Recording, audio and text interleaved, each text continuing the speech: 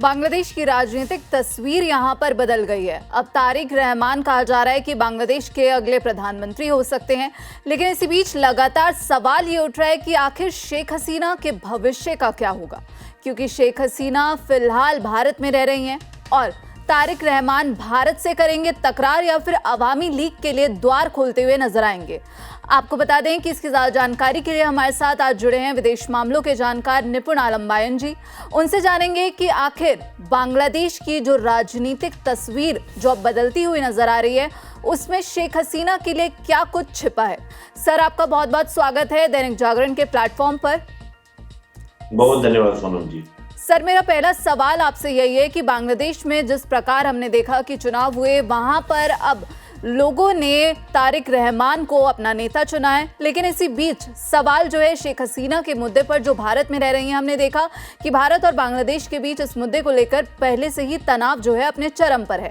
अब शेख हसीना का क्या होगा? क्या भारत शेख हसीना को वापस बांग्लादेश भेज देगा या फिर यहाँ पर जो है तारिक रहमान समझदारी दिखाते हुए इस मुद्दे को सुलझाते हुए नजर आएंगे?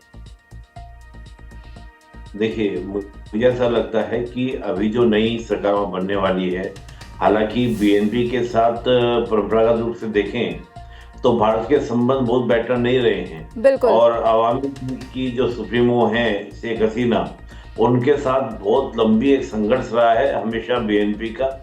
और जो मतलब खालिदा जिया थी, एक बहुत बड़ी प्रतिद्वंदी थी शेख हसीना की। लेकिन हाल के दिनों में जिस प्रकार की तस्वीरें बदली हैं, चाहे वो प्रधानमंत्री जी का खालिदा जिया जी के बीमार होने पर उस पर कमेंट करना, उनके ऊपर बताना, उनको शुभकामनाएं देना कि आप जल्दी स्वस्थ हों, उस तरह की बातें करना।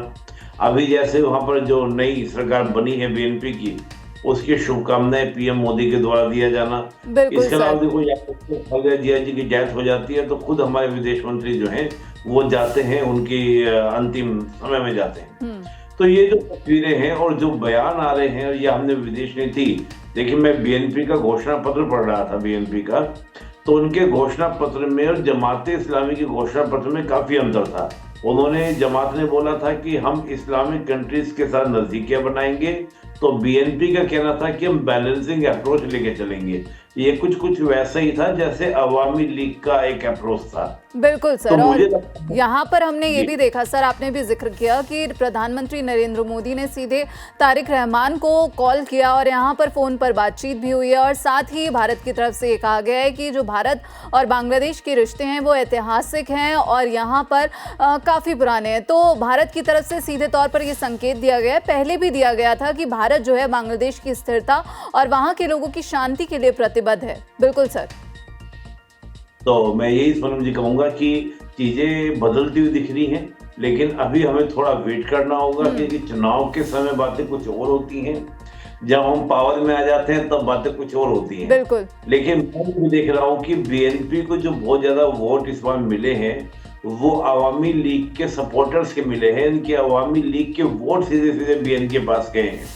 तो इसका मतलब कहीं ना कहीं बीएनपी इस बात को जानती है कि अवामी लीग के वोटर जो है वो सेकुलर फैब्रिक को पसंद करने वाले हैं, तो लिहाजा हमें भारत के साथ में अपनी नजदीकी बढ़ानी होगी। और मैं ये मानकर चलता हूँ कि जो जमात इस्लामी है उनका रुझान बहुत अलग होता है। एक अवामी लीग जो है या बीएनपी जो है पुराने समय से पॉलिटिक्स में रही है, वहां पर चुनाव भी 2 बार ये जीते थे, चाहे वो 91 की बात करें या 2001 की बात करें, तब इन्होंने सरकार भी बनाई थी। तो इनको पुराना तजुर्बा है, तो ये एक डिप्लोमेटिक चैनल जो स्टार्ट करेंगे।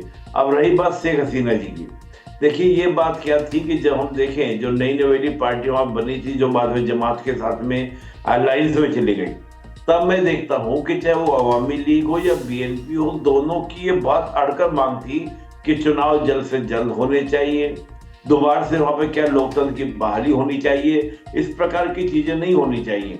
तो मुझे लगता है कि बीएनपी कहीं ना कहीं शेख हसीना जी के प्रति एक नरम रुख रखेगी और सर हो यहाँ सकता है पर कि बहुत लोग- मैं यहाँ पर एक पॉइंट ऐड करना चाहूंगी। अभी बांग्लादेश चुनाव में जब जीत हुई बीएनपी की, तो बीएनपी नेता की तरफ से अभी हाल ही में एक बयान सामने आया है जिसमें सीधे तौर पर यह कहा गया है कि शेख हसीना को वापस लाने का जो मुद्दा है वो भारत के सामने हम उठाएंगे। और बांग्लादेश नेशनलिस्ट पार्टी के सीनियर नेता हैं दरअसल सलाउद्दीन अहमद, उनकी तरफ से कहा गया है कि शेख हसीना के प्रत्यर्पण पर बयान देते हुए कि बीएनपी आधिकारिक तौर पर भारत सरकार से ये अपील करेगी कि वो शेख हसीना को ढाका को सौंपे ताकि वो अपने मुकदमों का सामना कर सकें। तो यहाँ पर उनकी तरफ से सीधे तौर पर कहा है कि हम कानून के हिसाब से शेख हसीना के एक्स्ट्रेडिशन के लिए भारत पर दबाव डालेंगे। हम भारत सरकार से अपील करेंगे कि उन्हें ट्रायल का सामना करने के लिए वापस भेजा जाए। ये बांग्लादेश और भारत के विदेश मंत्रालय के बीच का मामला है। तो यहाँ पर अब ये कहा गया है कि दोनों जो है इस मुद्दे पर आगे मिलकर काम करेंगे, लेकिन साथ ही ये भी कहा है कि दबाव डालते हुए नजर आएंगे। तो इसको आप कैसे देखते हैं? नहीं, देखिए अभी क्या ना, किस तरह के स्टेटमेंट भावावेश में आकर, जैसे मैंने आपको कहा कि बीएनपी और अवामी लीग में एक पुरानी प्रतिद्वंदिता रही है, दोनों ही मुख्य पार्टी बांग्लादेश की रही है। बिल्कुल। तो कई बार उस तरह की भावनाओं बहकर भी स्टेटमेंट देते हैं, लेकिन देखिए मेरा हमेशा मानना रहा है कि जब सरकार बन जाती है फिर सरकार का जो ऑफिशियल स्टेटमेंट होता है वो उस स्टेटमेंट के आधार पर ही तय करते हैं। आप हमारे यहाँ भी देखते होंगे कई बार जो रूलिंग पार्टी हमारे यहाँ पर भारतीय जनता पार्टी है, उसके नेता कई बार सरकार से बहुत अलग बयान दे देते हैं। अभी ऐसा हम बहुत सारे मामलों में प्रेजेंट में देख सकते हैं।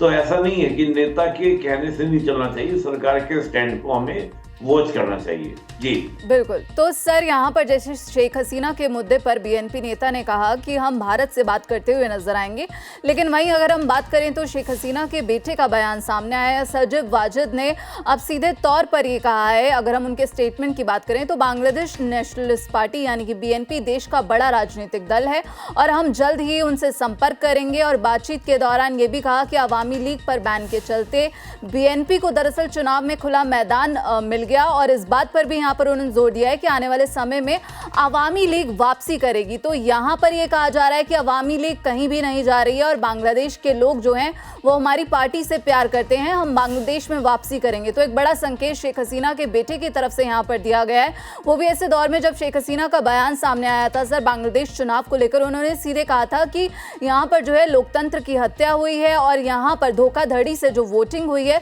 उसको लेकर उन्होंने मुद्दा उठाया। लेकिन इसी बीच क्या यहाँ पर अवामी लीग और बीएनपी हाथ मिलाते हुए नजर आएंगे?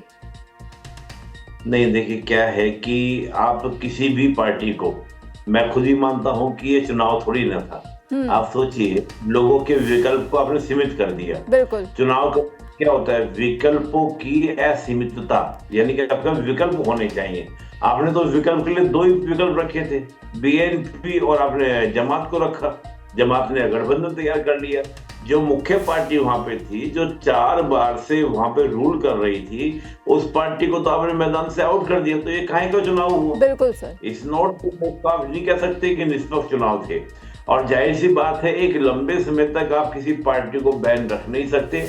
अगर आप रखेंगे तो इससे कहीं ना कहीं बांग्लादेश के लोकतंत्र की जो नींवें हैं वो और खोखली होंगी। तो ये तो बीएनपी को लाना ही होगा। बीएनपी को बांग्लादेश की दूसरी पार्टी जो अवामी लीग है, उस पर बैन को हटाना होगा, तभी वहां पर क्या होगा, आपको पीस मेंटेन हो पाएगा। नहीं तो अब जो चुनाव हुए हैं, चुनाव के बाद चीजें बहुत बदलेंगी। और देखिए अभी बहुत सारी चीजें आपको देखने को मिलेंगी, बहुत सारे आंदोलन आपको देखने को मिलेंगे अवामी लीग को लेकर, और अलग तरह का सिनेरियो। क्योंकि जाहिर सी बात है, बीएनपी में मान के चल रहा हूँ कि बीएनपी को जो इतना भारी बहुमत मिला है वो इसलिए मिला है क्योंकि अवामी लीग के सपोर्टर्स ने मिल दिया है।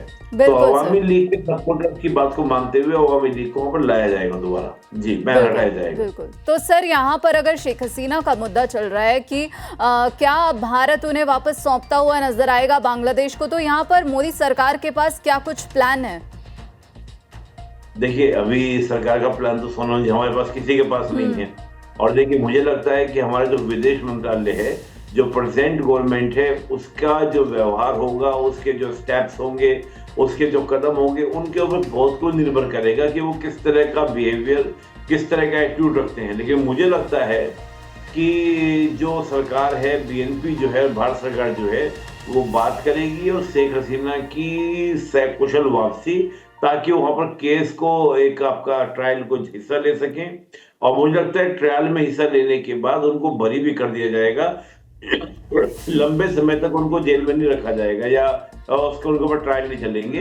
निश्चित रूप से भारत सरकार कुछ इसी तरह का स्टेप लेगी ताकि जो एक जनमत जनाधार में या जो बांग्लादेश की जनता में मैसेजिंग गई है कि भारत ने शेख हसीना को रख लिया है, वो मैसेजिंग भी क्लियर हो जाए। तो मुझे लगता है, जहां तक मेरी होप है, मुझे लगता है कि एक दिन हम बैठ के इस पर बात भी करेंगे।